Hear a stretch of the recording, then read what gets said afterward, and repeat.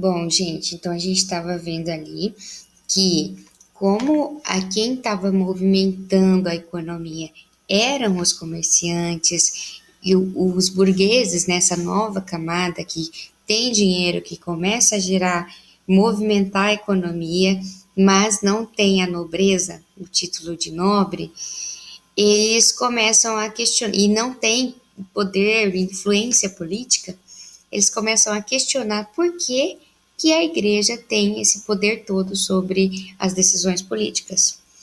E esse questionamento, obviamente, não vem aleatório. Isso nunca aconteceria se a gente estivesse falando de 400 anos atrás, lá no início ali do trovadorismo. Não, a gente aqui esses questionamentos só aparecem justamente porque os valores cristãos estão em decadência, né?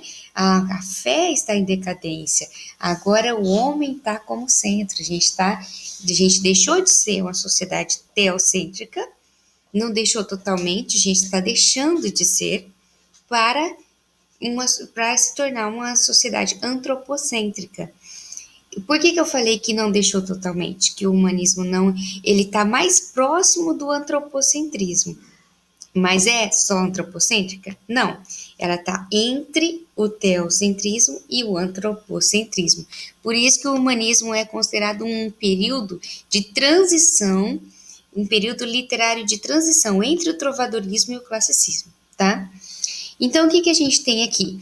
Começa, já que eu começo a acreditar mais em mim, o ser humano começa a acreditar mais nas próprias capacidades, nas próprias habilidades e valores, ele precisa retomar algum momento da história em que o ser humano estava mais como centro, tinha essa crença nele mesmo.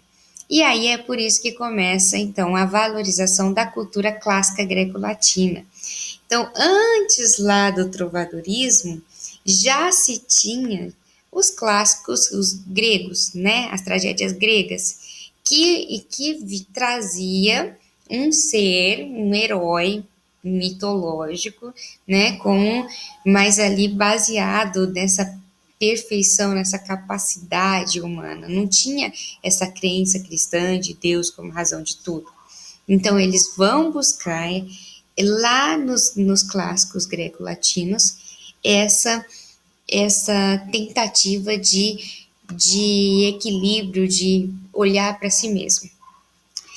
Aí eles vão. E outra consequência disso é a contrariação dos princípios medievais, como o teocentrismo, que é o que eu já falei. Então, a fé começa a decair e aquela ideia de que Deus é motivo de tudo vai caindo por terra e vai assumindo o antropocentrismo, que é o homem como centro de tudo. Falei. Bom, essas transformações culturais vão gerar alguns embates. Eu coloquei aqui em azulzinho aquilo que era do período da Idade Média, lá do trovadorismo, né? Pensando que a Idade Média, período histórico, trovadorismo, período literário, tá?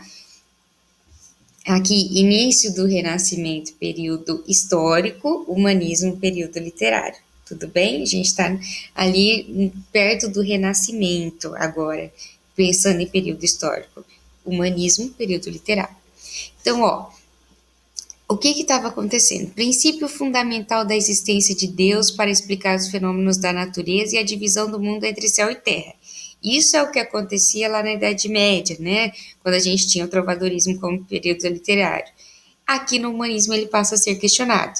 Ele é totalmente refutado? Não, porque a gente está falando de um momento de transição, né? Mas ele passa a ser questionado. A verdade estabelecida pelos. A verdade lá na Idade Média era estabelecida pelos dogmas religiosos. É aquilo porque Deus quis assim. Essa era a explicação. Aqui no humanismo, essas verdades vão disputar um espaço, um olhar que é mais interessado na investigação do universo humano. Então, aqui a ciência começa a ganhar espaço. Então, o que a gente tinha como verdade absoluta tudo explicado religiosamente, aqui